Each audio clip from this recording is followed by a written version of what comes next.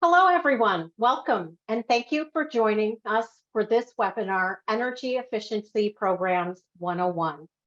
I'm Mary Jo Warsko, Associate Director of Municipal Technical Assistance and Consulting for Elevate. Before starting off with some housekeeping announcements, I'll turn it over to our interpreters to explain how you can access simultaneous Spanish interpretation during today's webinar. Buenos días, soy Ana Vidales y voy a estarles apoyando este día con la interpretación. Si ustedes necesitan escuchar esta presentación en español, lo que tienen que hacer es tienen que irse al final de su pantalla. Una vez termine esta explicación, van a ver que dice interpretación. Eligen su idioma de preferencia. Está la opción de silenciar el audio original para solo escuchar al intérprete. Si ustedes están de un teléfono o un iPad, tienen que irse a los tres puntitos que dicen More, va a interpretación, elige el idioma y después aprieta Done. Muchísimas gracias. Thank you. Thanks, Anna. And now some housekeeping announcements. We are recording this webinar and we'll be making it available to all registrants within a few days. To ask a question during the webinar, please submit it via the Q&A button at the bottom of your screen. You can upvote questions in the Q&A box that you would like us to prioritize. Use the chat to engage in respectful and productive discussion with other participants. Our code of conduct. R2E2 will not tolerate behaviors that cause harm or disrupt the learning environment. Please direct message Henry Love if you feel unsafe in this space. Disruptive participants may be removed from the webinar. By participating in this webinar, you are agreeing to uphold a culture of respect and contribute to a productive learning environment for everyone. And now I would like to introduce Megan Flog from the U.S. Department of Energy's Building Technologies Office to provide an overview of the Buildings Upgrade Prize before we dive into today's training webinar content. Thank you, Mary Jo, and thank you all for taking the time to be here today. The Buildings Upgrade Prize, or Buildings Up, is designed to rapidly scale energy efficiency and efficient electrification upgrades to existing buildings all across the country. This is not a prize to upgrade a single building, but rather to develop an initiative that will complete many building upgrades in your building upgrade zone. The prize is envisioned to consist of 4 phases over approximately 5 years, subject to the approval of funds. We can go back to the next slide, or to the previous slide, if that's okay. Sorry. Yeah. No, all good. The prize is envisioned to consist of 4 phases over approximately 5 years, subject to approvals and the availability of funds. Applications for phase 1 opened February 18th and closed on July 18th, 2023. We're seeking 20 to 60 winning teams to join the Buildings Up co-opetition. We call it a co-opetition rather than a competition because we're not looking to crown a single winning team at the end. Instead, we hope to see as many teams as possible move through the prize phases successfully. To address this challenge, we will need all hands on deck, working together and sharing our best ideas with one another to move farther, faster. An application bonus support prize is open now to support new and under-resourced teams to develop and submit phase 1 applications. And that application support prize closes on April 24th. We can go to the next slide now. So the prize goals. Buildings Up aims to address the persistent administrative, financial, social, and other barriers to energy efficiency and reducing on-site emissions from existing buildings. We have the technologies available to get there. We have efficient electric equipment like heat pumps and heat pump water heaters and building efficiency measures such as insulation and air sealing, but we need to make these technologies more accessible. Only about 1 to 2% of buildings in the country are retrofitted for energy upgrades each year, which isn't fast enough. We need innovations to address the non-technical barriers. Buildings Up is a capacity building prize that will support teams to develop solutions that accelerate building upgrades beyond current best practices, are scalable and replicable, are built to last beyond the period of the prize, because the prize is structured to provide teams with support to ramp up their solutions, but teams should be developing solutions from the start that can continue on after the prize is finished. Buildings Up also seeks to benefit underserved communities by ensuring that at least 40% of prize benefits accrue to equity eligible buildings, their occupants, and the surrounding community.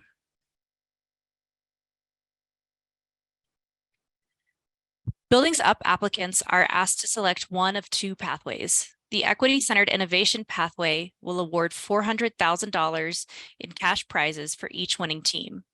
For this pathway, teams will commit at least 80% of their building upgrade initiative implementation on equity-eligible buildings, which will be explained in greater detail on the next slide. The Open Innovation pathway will award $200,000 in cash prizes for each winning team. For this pathway, applicants are not required to focus on equity-eligible buildings, but they can if they wish to. Technical assistance to build out concept submissions into implementation plans will be provided to all winning teams.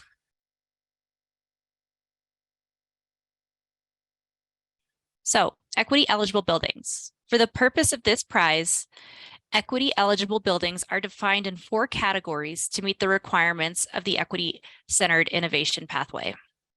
First, geographic location. Buildings located within Justice 40 census tracts, tribal lands, and U.S. territories are all equity-eligible. The second is affordable housing and housing occupied by low-income residents, including subsidized affordable housing, naturally occurring affordable rental housing, and homes occupied by low-income households.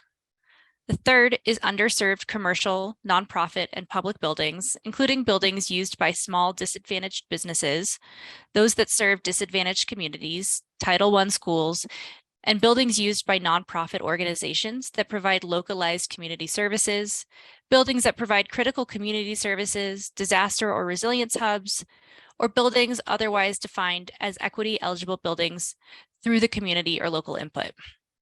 And the fourth is team-defined, because we recognize that there may be specific local conditions or considerations that could make buildings equity-eligible, such as areas with job loss due to energy transitions, weather emergencies, linguistic isolations, etc.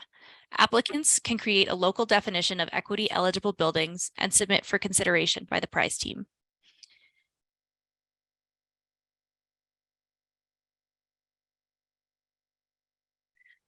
This slide provides several examples of project types that applicants could propose for Buildings Up.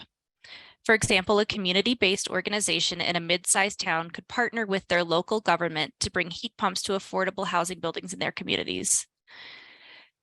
But do keep in mind that for all proposed initiatives, Buildings Up is especially seeking innovation and overcoming the persistent and non-technical barriers. So these are just ideas that have been done in the past, and we would like to see more innovation.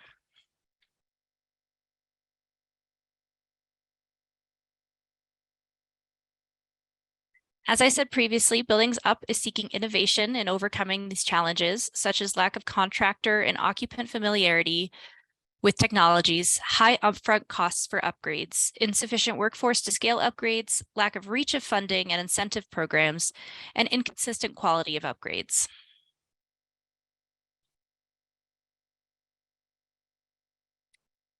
The application support prize that I mentioned earlier is meant to encourage all applicants who might otherwise not have the staff capacity, time, or expertise to submit a full Phase 1 submission. Primary intended competitors for the application support prize are first-time applicants for the DOE Building Technologies Office funding and community-based organizations representing or serving areas with equity-eligible buildings.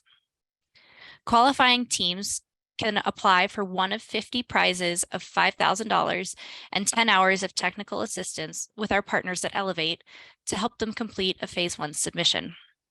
The application support prize is open and will be awarded on a rolling basis until funds are expended. The final submission deadline with 27 remaining prizes is April 26th. I believe I said April 24th earlier. I apologize. It is April 26th. I encourage you to head to the HeroX page available at the link shown here and by the QR code to follow the prize, read the rules, and apply for phase one or application support bonus prizes. The next informational webinar that goes more in depth on prize, eligibility, and scoring will be on Thursday, May 4th at 11 a.m. Eastern. Registration is available on HeroX.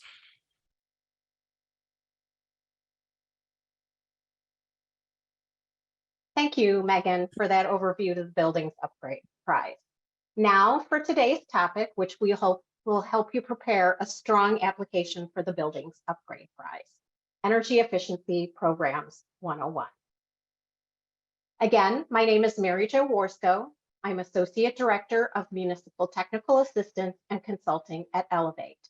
Elevate is a partner in the Residential Retrofits for Energy Equity program.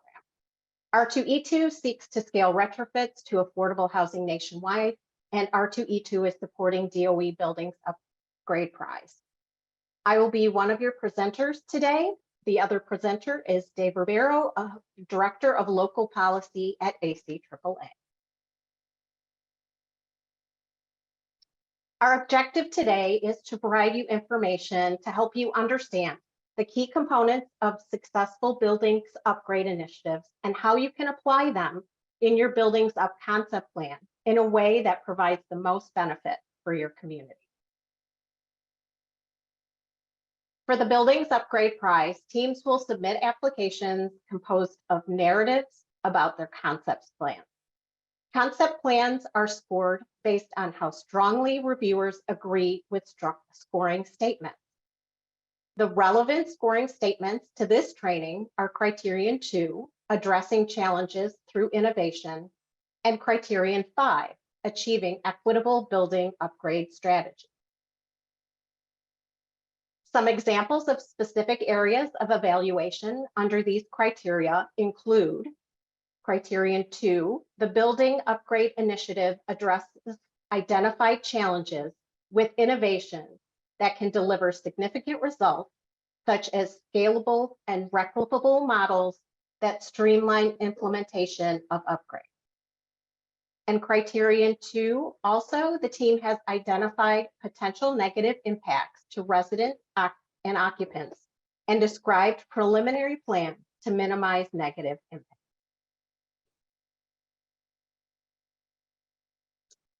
I just want to say there is a lot of ground to cover today. I don't know where we're all starting from, so we may not go into as much detail on the concepts presented today as you would like or need. Therefore, we encourage you to utilize the resources we'll provide at the end of the presentation, the other webinars that are offered, which we'll also list at the end of the presentation, and the upcoming office hours. Recordings of past webinars and information about upcoming webinars and office hours can be found on the Buildings Upgrade Prize HeroX website. So what will we cover today? First, we'll talk about the key factors and considerations for an upgrade initiative. Then we'll get into the scope and structure of upgrade initiatives. We'll provide you an example model of a structure for an upgrade initiative, which is a one-stop shop. We'll then go through some case studies and then allow some time for Q&A. First, we want to find out a little bit more about our participants and your experience with building upgrade programs. So if you could answer the poll question, we would greatly appreciate it.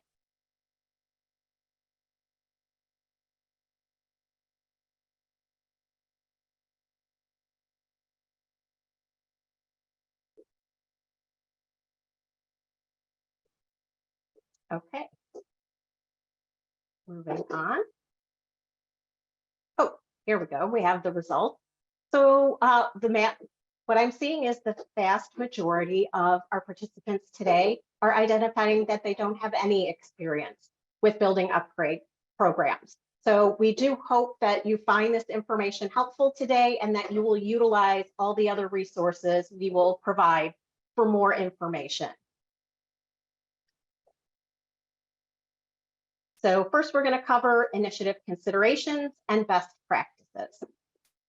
The key factors to be considered when designing a building upgrade initiative can be grouped into 3 categories. First, what are we working with? You want to identify what policy, plans, and programs currently exist regarding building upgrades, energy efficiency, and the like, and what impact they will have on your upgrade initiative design, whether that be positive or potentially negative. You want to understand how the way the government entities you will need to work with are structured and any dynamics that will impact how you work with those entities. And also think about stakeholders and the community's current attitudes towards building upgrades in general, and specifically your initiative goals. The next category of what do we need to learn?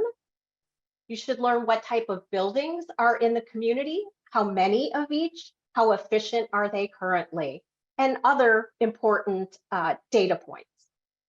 In terms of contractors who can perform the upgrades you are planning, are there enough? Do they have the right skills? Do they have the capacity to take on additional projects? It is important for your team, stakeholders, and the community to work together, and how well they work together currently will impact how well they work together on your initiative. So you'll want to find out how well they're working together now. And the last category, what we should not forget, designing, planning, implementing, and monitoring an upgrade initiative takes time and effort. So you want to ensure that team members, including the government entities, have the staff and time available to work on the initiative. And if not, you discuss ways to increase capacity. And the last item, but definitely an important item, is whether you're applying for the equity eligible buildings or the open innovation pathway, your upgrade initiative should be designed and implemented through the lens of equity and inclusion. Therefore, it is important to understand and address any historic, current, or potential future equity issues. And to better understand these concepts, I'm going to turn it over to Dave, who's going to put them into a real life scenario for you. Great. Thank you, Mary Jo. As a reminder, my name is Dave Ribeiro. I'm the Director of Local Policy at ACEEE, and I'm part of the R2E2 team. So the previous slide that Mary Jo just presented provided key steps to think through when considering an initiative. Here, we want to put it into practice, walking through the categories of factors on that last slide, but doing it from the perspective of someone building a team in a jurisdiction. So the first category of questions on the last slide or factors was, what are you working with? So what does it look like right now in the jurisdiction you're in? So there's a few things you'll want to think about. The first is existing program offerings or initiatives. So first, you might want to think about, does the local utility that serves residents in your community, do they offer energy efficiency programs? And if they do, what type of programs do they offer? You would want to think about, as you develop your initiative, what are the synergies between those programs and what you're proposing? You would also want to think about the programs and or the policies in place that are going to set parameters around your work. So there might be something called a building performance standard, which is a policy that would affect energy efficiency levels in large multifamily buildings as well as commercial buildings. So thinking about policies and factors like that as you're developing your initiative idea. Next, it's thinking about government capacity. So say the local government has a strong sustainability office with several full-time employees that coordinates across the government. You know there is a structure in place with the government officials where you can really tap into and work with them. Next, thinking about the extent to which stakeholders in the community are bought into ideas around energy efficiency retrofits. So here you might want to look at something like a climate action plan. Has there been a climate action plan in your community for a long time? And does it include energy efficiency retrofit information? That gives you a good sense for whether there's already been work done and to build upon. So the next set of questions that Mary Jo laid out was, what do you need to learn? What comes next? So as she mentioned, thinking about the building stock. So is your community mostly single family? Was it built quite a long time ago, meaning that, there's probably a fair amount of work to increase energy efficiency levels in those communities and upgrade those buildings? Thinking about the workforce. So if you're hoping to install heat pumps in buildings, are there enough electricians? Maybe there's not. Maybe it's something you have to think about in terms of how can you make sure there's a pipeline of contractors who can actually do the work you're envisioning. Next, the idea of community cohesion. So even if there is something like a climate action plan that's been out there, was the community, especially disinvested communities, engaged as part of that effort? Is there really cohesion in terms of the aims of the plans that are in place and what you want to provide? And then the last set of questions are, what can't teams forget? The first one revolves around capacity. So what is the capacity of your team to execute this work? Does there need to be more FTEs? Does there need to be more assistance? And then the last one relates to, as Mary Jo said, one that we list last, but is certainly not least. It's one of the most important here, but paying attention to issues of equity in your community. So what was the extent to which past programs have spread out benefits equitably, especially in disinvested communities? And thinking about, as you're developing your initiative, how can you try to correct for those past issues? So with that, I'm going to pass it back to Mary Jo. Thank you, Dave. So the Buildings Upgrade Prize is looking for innovative approaches. However, best practices that have been tested and are successful should be employed. So I'm going to go over the best practices that are outlined in ACEEE's Ready to Go State and Local Efforts Advancing Energy Efficiency Toolkit. They are listed here and we'll go through each one individually. The first is sustaining rigorous public engagement. To ensure you're designing an initiative that will be utilized and actually meets the needs of the community, broad and deep public engagement is critical. Stakeholders listed here under the WHO category is anyone who is impacted by the initiative directly or indirectly, and anyone has influence over the process or decision. The Engaging Stakeholder in Building Decarbonation Planning webinar that was held last month and is available on the Buildings Upgrade Prize Heroics website can provide more in-depth information identifying stakeholders and understanding the roles they play. So here we're in engagement, we're identifying who we want to engage with. There are a number of key players there. What do we want to engage on? We want to make sure we address assets and challenges, priorities, offering process. When do you start engagement? Can't say it enough. You start engagement early and often. You continue that engagement throughout your entire process. And how you engage makes a big difference. So providing multiple formats, having in-person meetings, virtual meetings, sending out papers or surveys. It takes time to participate in these meetings, and some community-based organizations are already strapped for time and people. So make sure you're compensating them for their time and expertise that they're lending to your initiative. Really important is be responsive to feedback and incorporate where feasible. Community engagement is engaging to get their input and to utilize that input in your plan. To help make sure a number of different perspectives can have input, vary the time of day to accommodate different schedules and provide childcare to enable parents to attend. And if your community has a diverse set of population, make sure you're providing materials and events in the multiple languages that are spoken in your area. The next is using a data-driven approach. Your initiative should be appropriate for the population, building stock, and current resources. Data analysis should be conducted in order to determine what those are for your community. So there are different types of data you can gather, demographic and socioeconomic. We're all pretty familiar with those. Those are used to help you identify the populations to target for your engagement. The next is getting an idea of your building stock, which we referred to previously. So that will help you identify those priority buildings that you should be addressing in your initiative. And then also, as we mentioned before, your workforce. What capacity do they have? What skill sets do they have? What training is out there? So this will help you evaluate your need for workforce development and adding workforce capacity. There are all different types of data sources. I want to point out a key one here that's provided in the DOE Buildings Upgrade Prize, which is the Equity Eligible Buildings Mapping Tool. We provide a link here, and it aims to provide teams applying to or participating in the buildings upgrade with a resource to identify equity eligible buildings for their proposed decarbonization zone. Other sources are the federal government, state and local governments, philanthropies, nonprofits, and community-based organizations. Also, in using a data-driven approach, we want to provide some recommendations.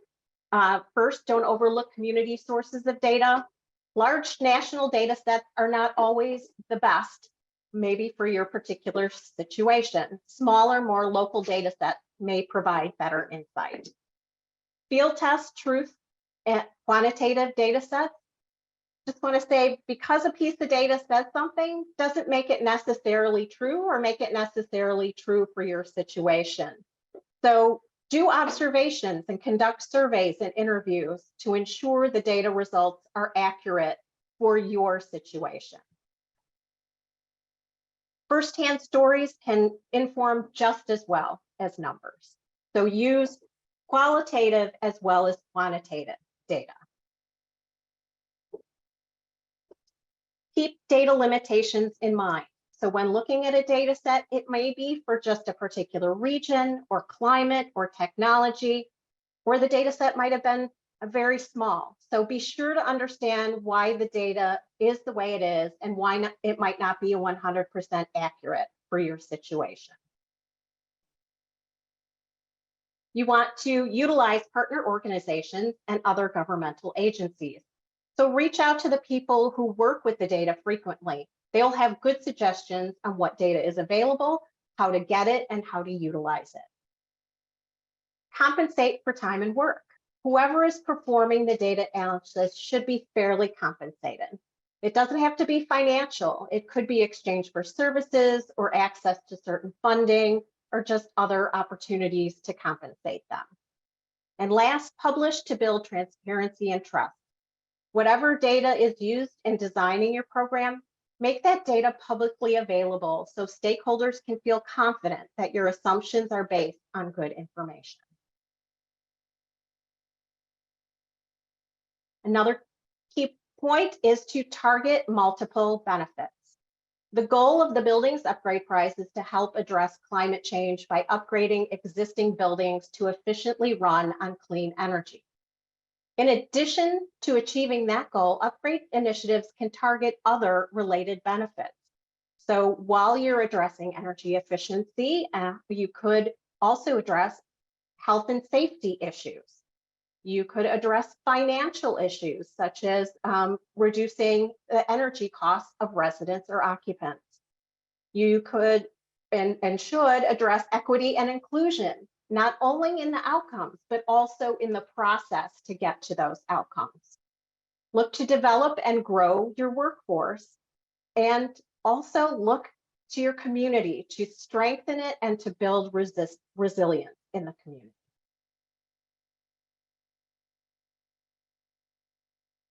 This slide that the R2E2 team developed really shows you the different types of benefits that your community can gain from a building upgrade initiative. So you increase climate resilience, improve health, comfort, and safety, increase affordability, strengthen the local economy, and promote racial equity. While no one wishes for negative or unintended consequences as a result of their upgrade initiative, they nonetheless may happen. Therefore, it is important to identify potential negative consequences and develop strategies for avoiding or minimizing their effects. The issues listed on this slide can be very complicated and sensitive. Therefore, as much as we would like to provide a matching list of solutions, the best solution is to discuss these issues with your stakeholders, the community, and your team, and develop strategies that are best suited to your initiative and your community.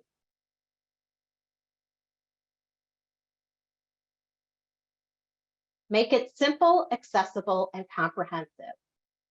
If it is difficult to find information or to apply for the program, then you are inadvertently limiting the reach of your initiative. So it's important to make the process accessible, simple, and easy. You want to relate technical concepts to people's everyday lives or more easily understood concepts. So speak in a language that is related to your community, not necessarily to your technical expertise. A building that has mold can't be made more airtight unless the underlying issues are addressed. So address health and safety as well as energy to make your initiative more comprehensive. Spread the word and explain the benefits so everyone can participate and reap the rewards. Don't reinvent the wheel. If there is an initiative that is already successfully addressing some of your priorities or goals, piggyback or partner with that initiative to have a comprehensive program. And many technologies require technical assistance to ensure that they operate efficiently. So offer technical assistance to achieve your goals.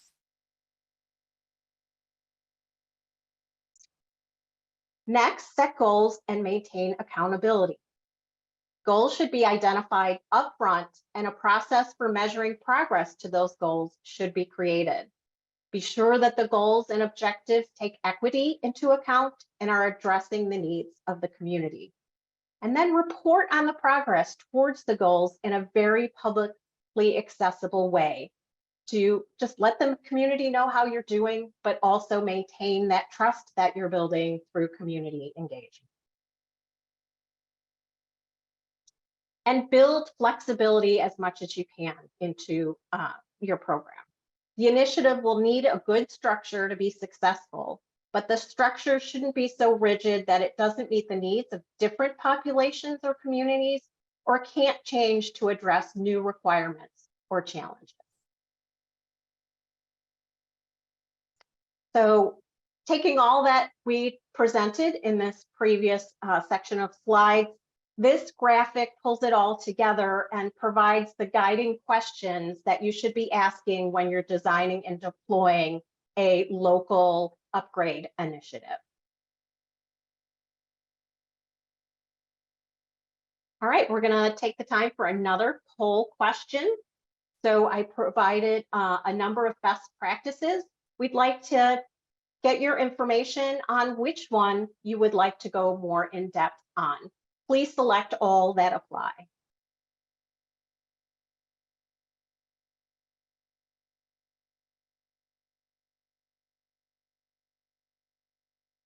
We'll give it just another minute to see what our results are. It helps us, informs us a little bit during the webinar, but definitely afterwards as well.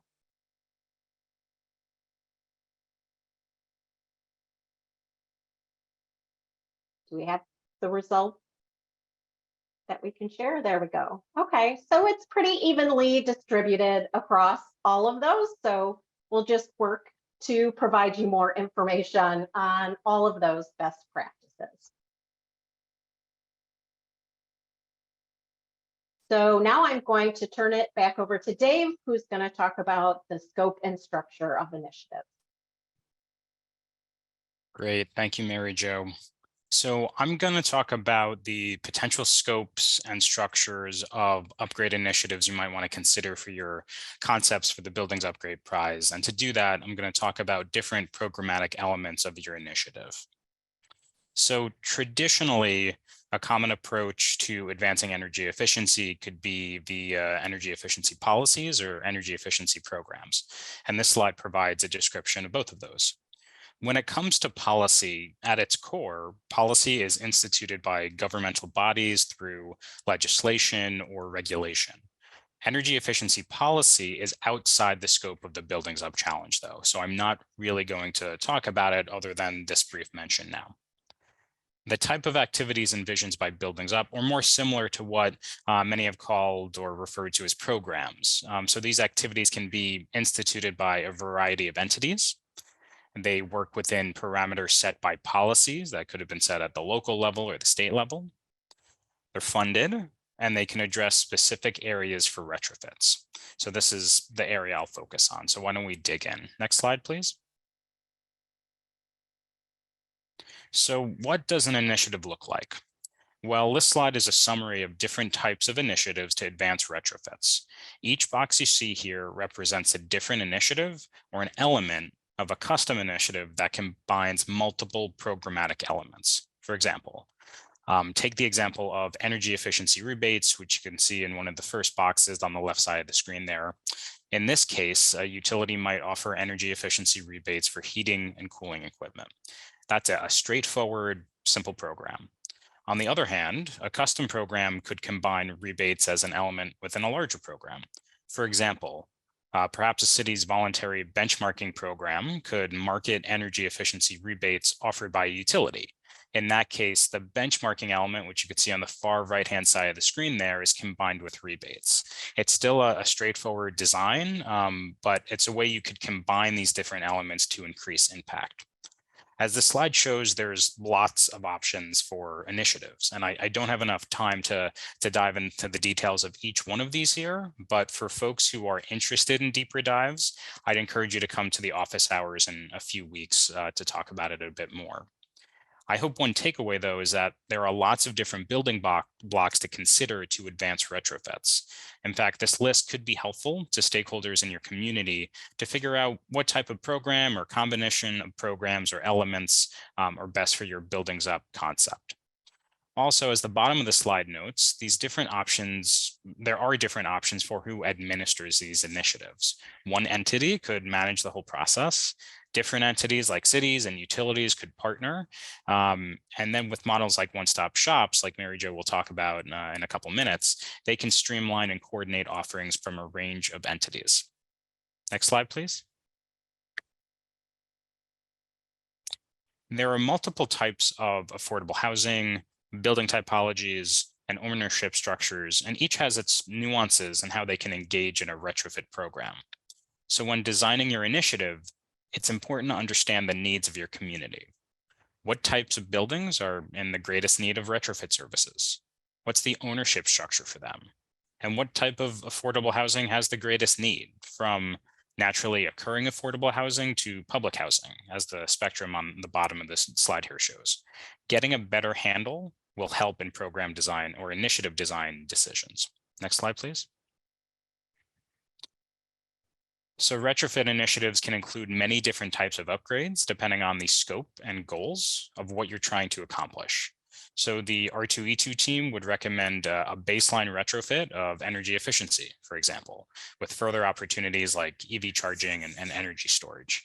But I want to note that the Buildings Up minimum technologies for the Buildings Upgrade Prize are weatherization and envelope improvements to reduce costs where needed, and efficient electric heating and cooling equipment. Next slide, please. This slide here is another way to think about an approach to custom initiatives with multiple programmatic elements. As you saw in the slide a few back, there are more simple, straightforward initiatives with one programmatic element. However, other than rebates or effort scoped to specific measures, you can consider ways to have broader impact by providing access to capital, advancing economic development goals, such as including community wealth building and disinvested communities, and resilience and environmental justice considerations. Next slide, please. And with that, back to you, Mary Jo. Great, thank you very much, Dave. So next, we're going to dive into one structure for an upgrade initiative called the one-stop shop. So upgrade initiatives can be complicated. Often owners and occupants have to navigate many programs which have different requirements, which have multiple people that you need to work with in order to utilize those programs. And the more comprehensive your retrofit gets, so the more that you include in upgrading your building, the more complicated the process can be. So this demonstrates, how all the different components that potentially would need to come into a retrofit. And it shows an example of all the different things that an owner or occupant would have to navigate through and talk to different people about. So this is one reason why you want to set up a one-stop shop. Another reason for a one-stop shop is the barrier to the retrofits. There are, as I said before, many programs. They're fragmented. They serve different aspects, different types of properties, different populations. Some of them are very broadly marketed, so they lack real targeted outreach efforts. Mentioned before is that the requirements on these programs can be very different across the different ones that you want to utilize. There's a lot of paperwork, a lot of time and effort to just getting to the point of having a building upgraded. So there's an administrative burden. Then the costs for doing the upgrades aren't necessarily fully covered by these programs. So there could be a gap between what the actual upgrade costs and what the programs can provide in incentives. And then also there can be difficulty gaining access to the funding, and that can be for a number of different reasons. But it is a barrier when people can't get access to funding, then they can't take on an upgrade for their building. So the one-stop shop model simplifies to overcome those barriers. The one-stop shop key features, and they can look very different based on what you're solving for, but there are some consistent key features that characterize what they provide. So there's a single point of contact. So building owners have individuals who help them find their way through the retrofit process and maximize the impacts for a positive experience. For navigating resources, they connect building owners with all available resources and programs. Technical assistance, they provide building assessment, modeling a possible upgrade, and consulting on the final retrofit plan. Financing, they can provide or assist in connecting with grants, incentives, and financing options. Under quality assurance, they oversee retrofit processes to ensure desired outcomes from contractor work are achieved. And resident benefits, this ensures that the retrofit is providing tangible, meaningful benefits to the residents of the building.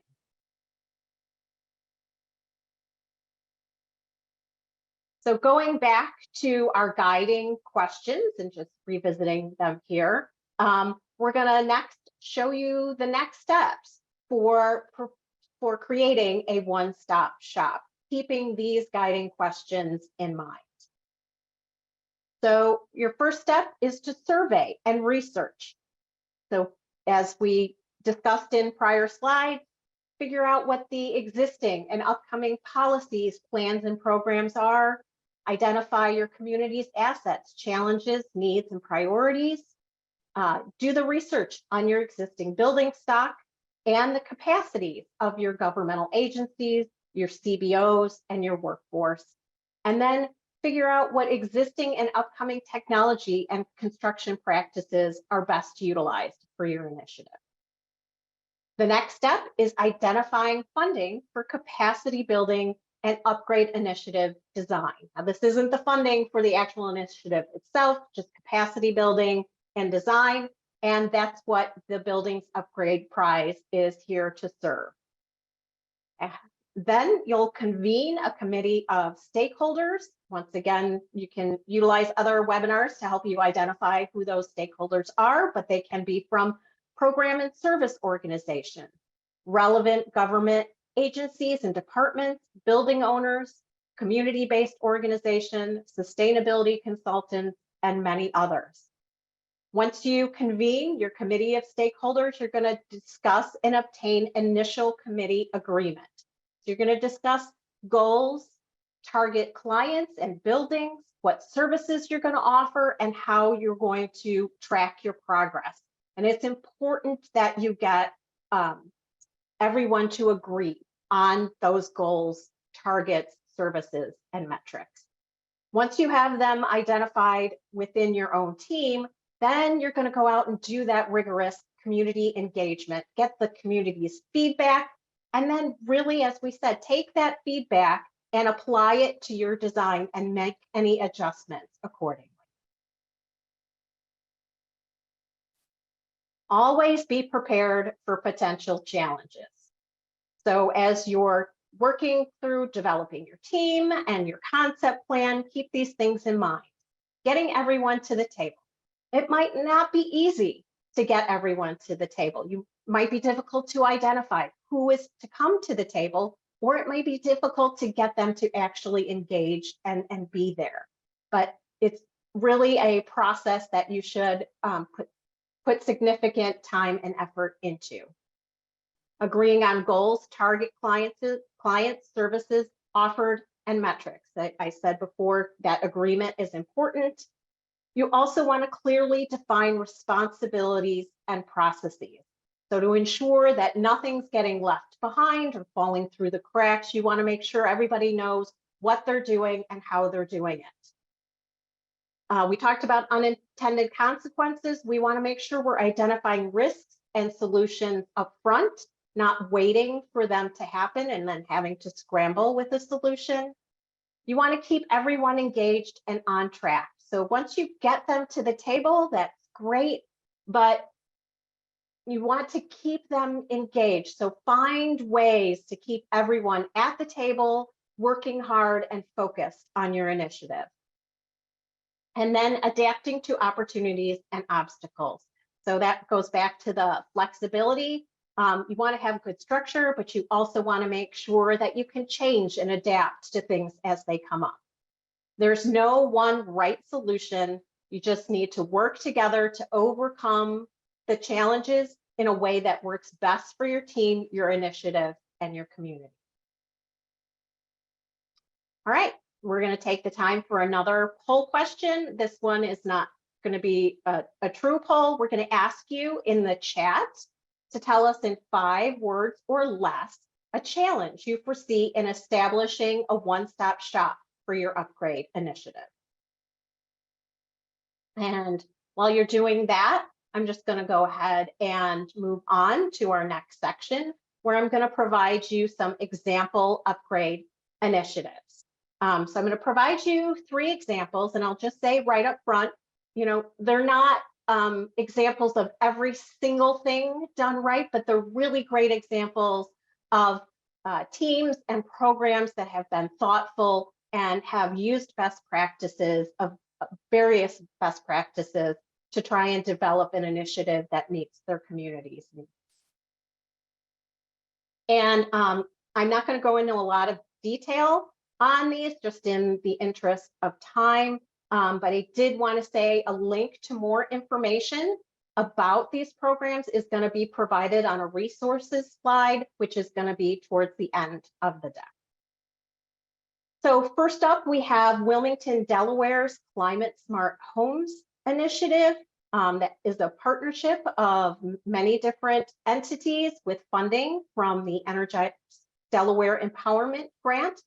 And this is an excellent example of a one-stop shop that conducted extensive community engagement and included electrification and workforce development in their program goals. The Climate Smart Homes program grew from an existing initiative with a cohesive group of stakeholders and a clear set of objectives that are outlined here. They did their goal setting. So they have very clear goals that the Climate Smart Homes program is trying to achieve. And they're great goals. There was a real need that they saw, so they identified the need of addressing a specific barrier to building upgrades within Wilmington, which is the capital constraints for affordable housing development. And they saw that their opportunity to bring in a program that would increase efficiency and eliminate gas-fueled equipment by offering all of the items you see listed there and helping to make the buildings meet the Energy Star and DOE Zero Energy Ready Home standards. They used the one-stop shop model. So their services and assistance were bundled through one point of contact who was able to provide multiple resources to each building project.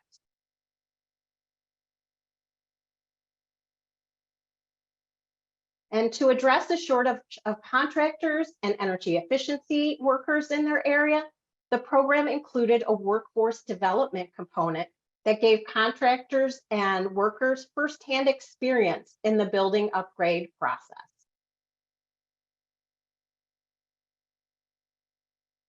Next, we have the Energy Savings Program in Chicago, Illinois. This program is a good example of a one-stop shop model to provide building upgrades along with funding options for property owners and piggybacked on existing utility energy efficiency programs.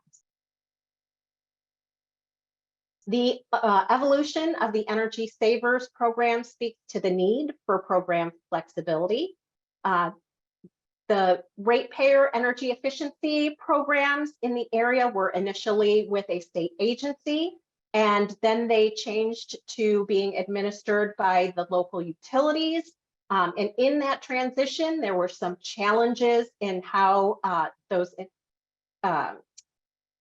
energy efficiency incentives were meeting the needs of the Energy Savers program. So they worked with the utilities to adapt the program requirements to meet the needs of the scope of the Common Energy Savers project. There were really some key players in the Energy Savers program, really bringing different expertise and resources to the table. The Community Investment Corporation really had the relationship with the community and the property owners. They knew the building stock. They had really good knowledge of affordable housing and how the financing works, what the rules are. They had real trust in the housing community, and they had the financing to be able to help fill the gap where the energy efficiency programs couldn't cover the entire cost of the upgrade. Then Elevate, the nonprofit for which I work, brought building science and engineering expertise, knowledge of the energy efficiency retrofit process. We do building retrofits all the time and design many, many programs. We brought along with us trusting relationships with energy efficiency contractors, and we were the access to free energy assessments and the energy efficiency programs and incentives. The utilities brought with them their vast community outreach and marketing efforts, their resources for program administration. They set the requirements for the incentives. They did some of the contractor management, so that was kind of shared between the utilities and Elevate. And of course, they provided the energy efficiency incentives. And this slide from the actual CIC Energy Savers website just kind of shows you what they brought to the table between the utility companies and the Community Investment Corporation, and how the property owner reaped benefits from that. here are some results from the program. I wish I had more current results, but from what I have, you can see how successful the program has been. So just as between 2008 and 2017, they assessed 66,000 units, 27,000 were retrofitted. Those units that were retrofitted received 20 to 30% energy savings, and CIC provided 29 million in loans and grants. And the last example program that I'm going to talk about is from the Sacramento Municipal Utility District. And this example demonstrates a thoughtful process that utilized community engagement and a data-driven approach. So SMUD took the time to gather data from multiple sources to understand who their under-resourced customers are. They then used what they learned from their data gathering and from their community engagement to design programs and offerings and access points that met the community where they were at. They developed this neighborhood approach that really was tailored specifically to the people in the community and their needs and their priorities and the technologies that were best suited for that community. And they very thoroughly identified their stakeholders, assigned them to specific roles and responsibilities, so everyone knew what everyone's part was in the program. So those are all the details we have for you today. I know it was a lot to take in. We will have a recording and the slides of this webinar, so please utilize it as a resource in the future. But just to summarize, make sure you're doing thorough homework, getting community input and taking that input in, and get both qualitative and quantitative data to inform your design. Take time to analyze, understand, and incorporate the key factors we went through. Dave gave you that excellent example. Employ the program development best practices that we explained today. Build on your community's assets, partnerships, and programs. Your community already has a lot to offer. Make sure you're looking at that and building on top of it. And learn from others, but don't just replicate, innovate. That's a key component of the Buildings Upgrade Prize, is that innovation.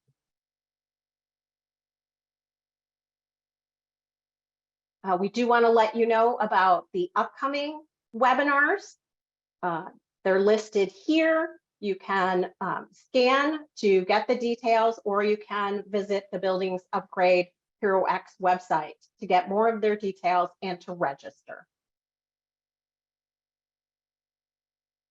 We'll also be offering office hours, so you can just come and ask questions and get feedback through a group process on the various topics that are listed here on the slide. Once again, you can scan the code or you can visit the HeroX website to get more information on those.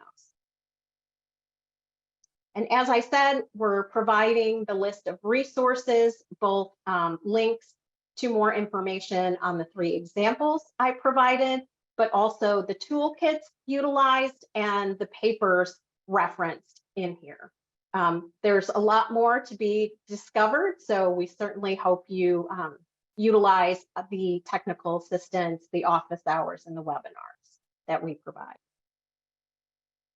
One last poll question that will help us figure out where we go from here is, what would you be most interested in exploring more of at an office hour session on this topic, on the program's 101 topics?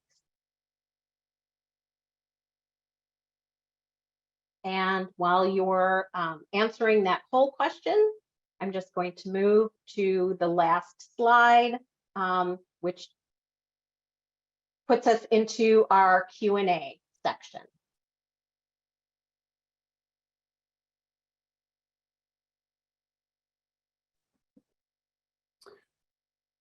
Hi, everyone. So we got a lot of great questions.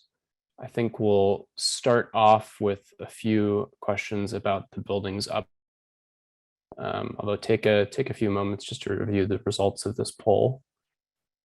Yeah, so once again, pretty spread evenly across the different topic areas. So that's just good for us to know that we really do need to cover all those areas in more depth. Thanks, Mary Jo. So starting off, one question that we got a few times in the chat is, are churches or places of worship eligible for the prize? And Megan, do you want to take that one? Sure. This was answered in the chat, but yes, all building types are eligible. And similarly, we got another question, can a nonprofit building retrofit be included in an applicant's proposal for residential retrofitting? Yes, you may complete retrofits on any buildings identified in the building upgrade zone, and that is something that is defined by you and your team. And please visit the Hero X page to read the rules for phase 1 and how to define your building upgrade. And one chat that we got, which I'd like to give to Megan first, then we can have some folks on the R2E2 team speak to it. And the question is, would Buildings Up prefer a proposal that deeply upgrades a few buildings or focuses on more shallow upgrades to many more buildings? Yeah, so like Ian said, I'll let R2E2 take this more in depth, but overall Buildings Up envisions innovative, scalable, and replicable solutions, whether that's deep retrofits or easy upgrades for many buildings. It's up to your team to determine what works best for your community and what would be the most innovative and replicable.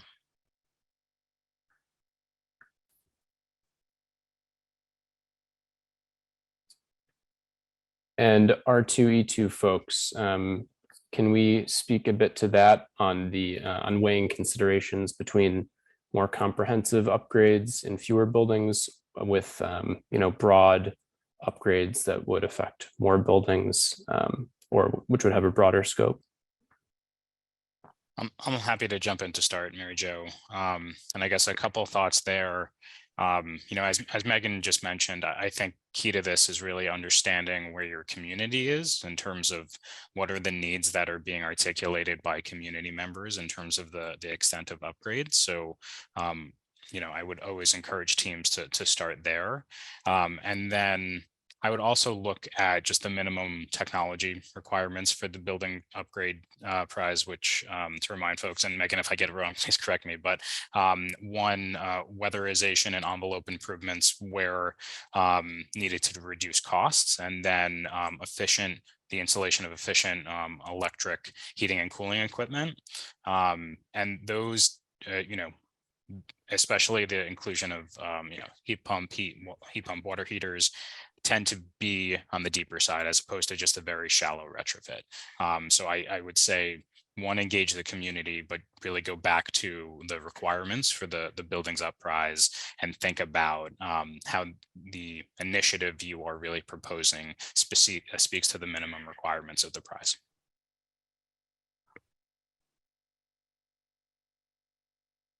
I think Dave addressed that excellently, so I really don't have an add. All right, so we have a few more questions on the Buildings Up prize that we can get to.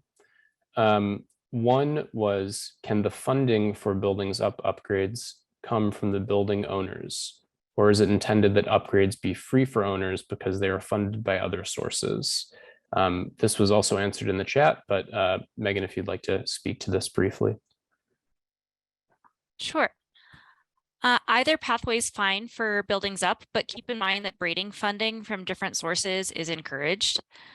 as well as the equity-centered innovation pathway teams are required to design initiatives that cover the majority of costs for building owners to avoid adding cost burden to building occupants. And you can find more information on that, again, on the HeroX page in the rules document.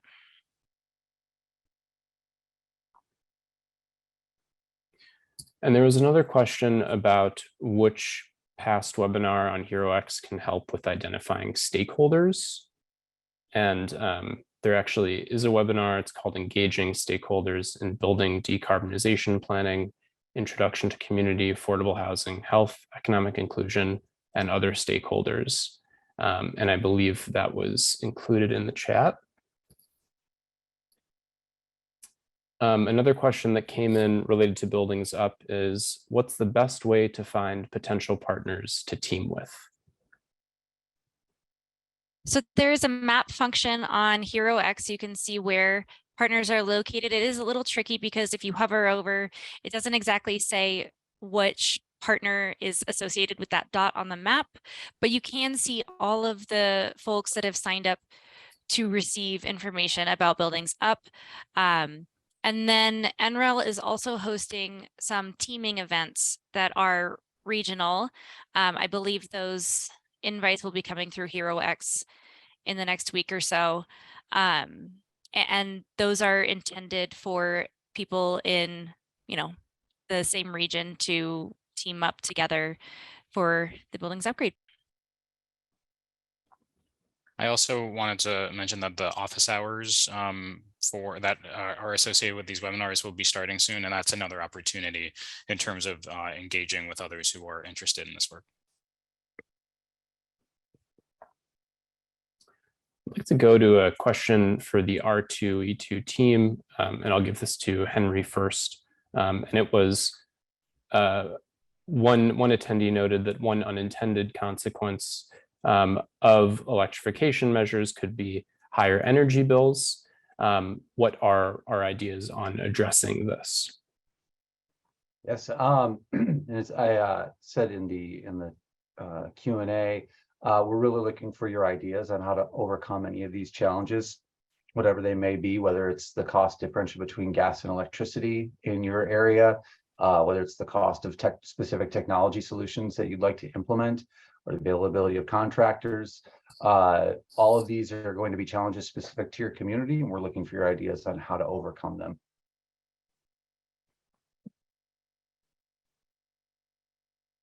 I also wanted to jump in and just mention a report ACAAA did about a year ago entitled Building Decarbonization Solutions for the Affordable Housing Sector. It was led by my colleague, Dan York, and they get into this issue a little bit as well. So I'm sure I could drop the link in, but that is also another resource as folks are thinking about this issue.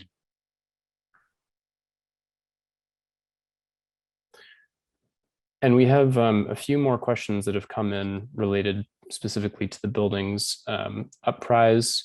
The first one is, are EV charging and facade repairs eligible measures for an application?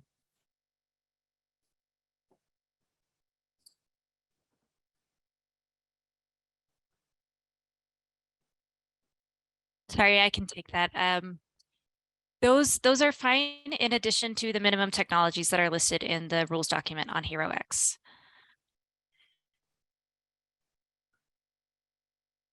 Thanks, Megan. And there's another one that came in. This is from Daniel. Daniel writes, I have a 4-apartment historical building that is owned by our community action nonprofit. This nonprofit performs weatherization, and some of it has already been done. Do we overcome the requirement for weatherization by explaining what our survey of the apartments finds on their inspection of the apartments? Folks in R2E2, please jump in. But from the way the question's asked, it sounds like you're asking if weatherization would be required for that building, and weatherization efforts are only required if it does reduce the energy cost or energy burden.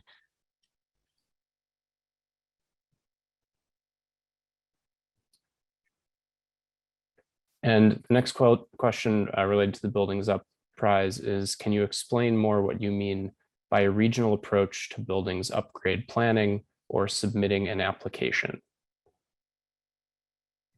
So for your building upgrade zone, that could be a single building type. It could be a geographic region. It could be the entirety of the United States. That's fully up to you. We just encourage regional partnerships so that you can have a community-based organization to help identify key buildings and occupants within your building upgrade zone.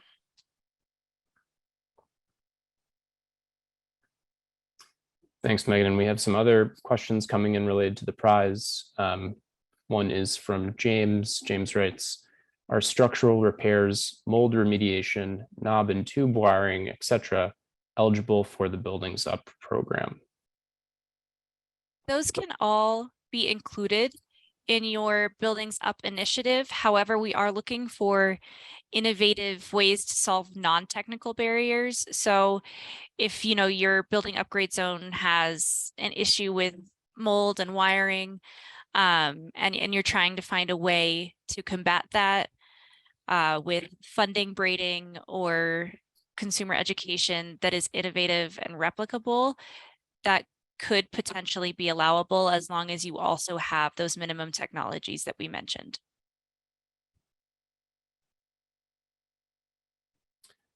Thanks, Megan. We have another question related to the prize. This is from Berenice. Berenice writes, we are also seeing supply chain disruptions affecting upgrades. How can the Buildings Upgrade Prize help with this problem? Great question. We're very aware that supply chain disruptions are an issue right now. And we're hoping that the cash prizes that we're giving out for Buildings Upgrade Prize would allow for organizations to build capacity within themselves. Not that that's going to address any of your supply chain issues, but it could help in planning any sort of things that go around all of those supply chain issues. But right now we don't have a set solution within the Buildings Upgrade Prize to address supply chain. You have another question about the prize. It is, are residential single-family homes eligible as a group to target? Absolutely.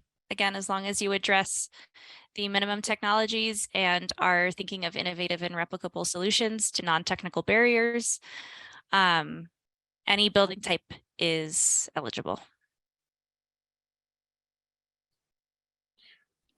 And we have a question for Mary Jo related to some of the examples that she shared.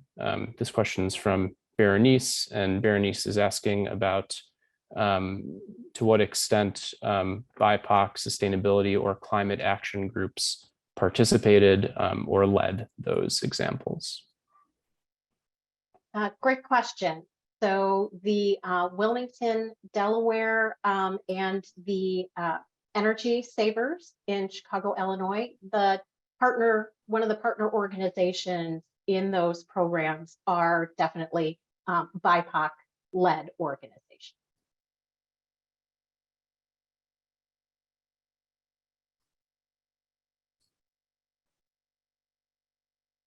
Great, and I think we have one more question that we still have not answered. This is from Margaret. And the question was asked during Mary Jo's portion. That's, have you done anything in the rural space, or perhaps are there examples of similar programs in rural spaces that we can speak to? Yeah, the R2E2 initiative, all of the organizations participating in R2E2, and organizations, across the U.S. are working on rural programs. I don't have a specific program in mind right this moment, but yes, we could, if you come to an office hour and ask questions, we could provide some more assistance on where to find those resources. And Mary Jo, we have a follow-up question from Berenice. Berenice is asking the name of the BIPOC group or groups that led the example that you gave. I'll have to go back for the Wilmington, Delaware. I'm sorry, I don't have it off the top of my head. But for the Energy Savers program in Chicago, the Community Investment Corporation is a BIPOC organization.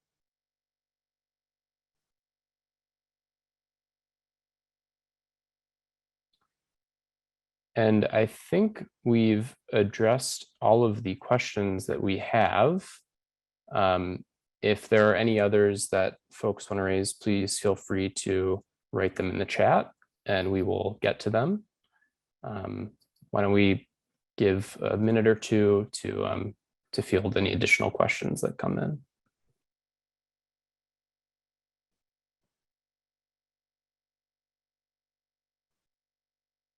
And can't plug too many times the fact that the HeroX website has recordings of past webinars. So if you weren't able to attend the webinar that we talked about for stakeholders, there is a recording. You would, just as if you were there on that day, you'll get the full webinar. And there are others listed there along with the information about the upcoming webinars. And please take advantage of the office hours that we'll be hosting and are listed on HeroX as well. We have one more question. This is coming from Mike. He's asking if Megan or whichever host mentioned it could quickly screen share how to use the innovator map to see the details of each pin on the map. I'm not sure if we have the capacity to do that. I'll see if I can. But let's see here.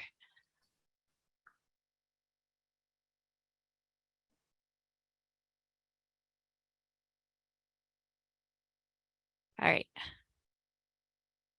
Can y'all see my screen? Yep. Great. So we're on the HeroX website. It's just herox.com/buildingsup. And then you scroll over here, you click on teams. You'll see that there are 211 teams and 943 innovators. The innovators are folks that have selected to follow the prize. And you can look here on the map. And like I said, it's not great. It just kind of shows you where exactly teams are located, but it won't show you exactly what teams are there, which is a bit difficult, which is why we are having those regional, essentially office hours or teaming events to get folks all connected, because you can see you can hover over this, but it's not going to tell you which team is located there, unfortunately. It just kind of gives you an idea for the spread of the teams across the United States. And again, you can look at all of these different individuals and or organizations and reach out and send them a message on HeroX if you wish to. I hope that helps.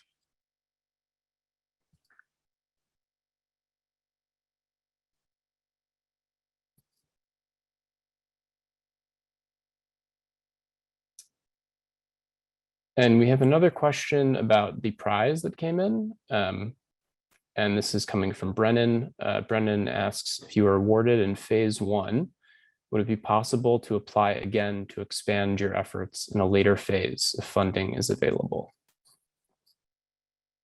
Yes, anyone who is awarded an application during phase or a prize during phase 1 is eligible to compete in future phases. These phases are consecutive and they build upon each other. So the first phase is the concept. Second phase would be the implementation planning, so on and so forth. So.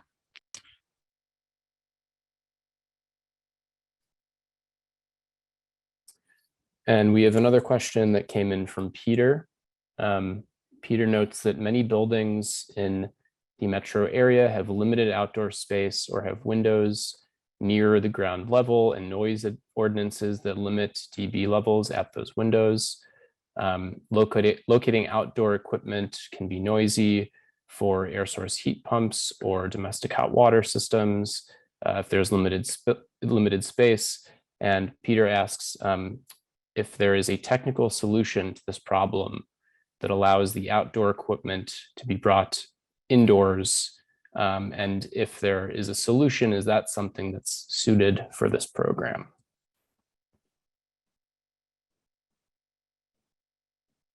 Members of R2E2, go ahead and jump in after me if you wish, but it sounds like this is more of a technical challenge, and that would be something that is maybe more for another Building America prize, which you could look at on the Hero X website. There are plenty of other prizes available. But what we're looking for here is really addressing those non-technical barriers. So lack of education, lack of funding, things like that. Because we do have minimum technologies that we would like folks to use. And we're looking at addressing those, again, non-technical barriers to implementing those minimum technologies. And I'll just jump in to say I wouldn't be able to answer that question, but we could potentially ask if others not on the call could. Yeah, my answer is not definitive. I just want to say that, but that is something that we can definitely look into. But again, if it's something that you're looking at, those non-technical barriers around it, that would definitely be something that would fit with Buildings Up.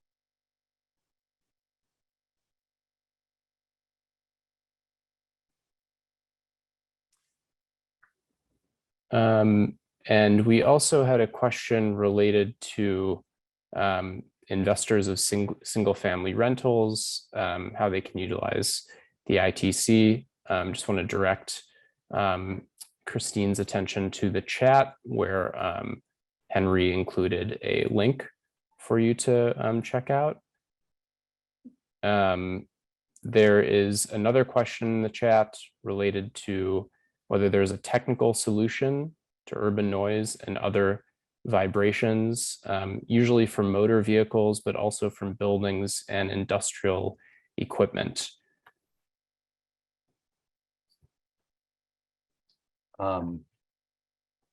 Somewhat. Great insulation and air sealing and energy efficient windows can help with noise dampening from outdoor noise, but yeah, there's not too much you can do about noise outside your building.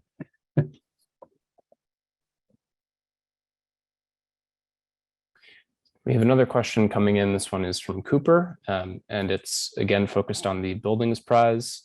The question is, if we are already implementing, are we still allowed to apply?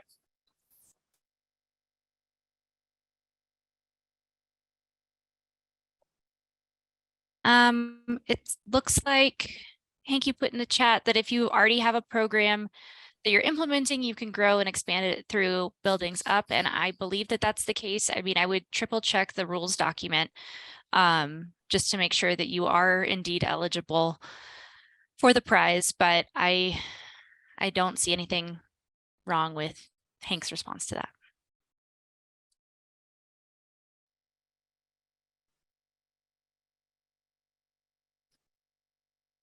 And that is all the questions that we've received so far. So we can give a little bit of time for folks to type any additional questions in the chat.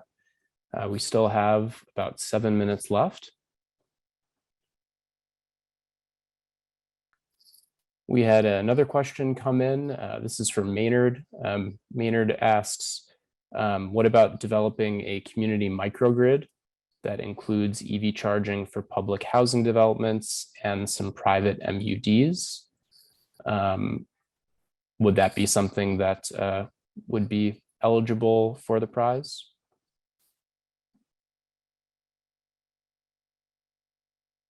It sure sounds, like the buildings are eligible. Again, I just want to reiterate, we want to be addressing non-technical barriers and making sure that you do have those minimum technologies that are listed in the rules document. All right, I think that brings us to the end and we don't have any more questions. So I think we will wrap up a bit early. Thanks everyone so much for attending. And I believe the email, if you have additional questions, was in the slides. We can also put it in the chat. Megan, can you remind me what that email is? Yes, it is buildingsup@nrel.gov. And Carolyn just put it in the chat. So thanks so much, everyone. We'll leave it there. Have a great afternoon.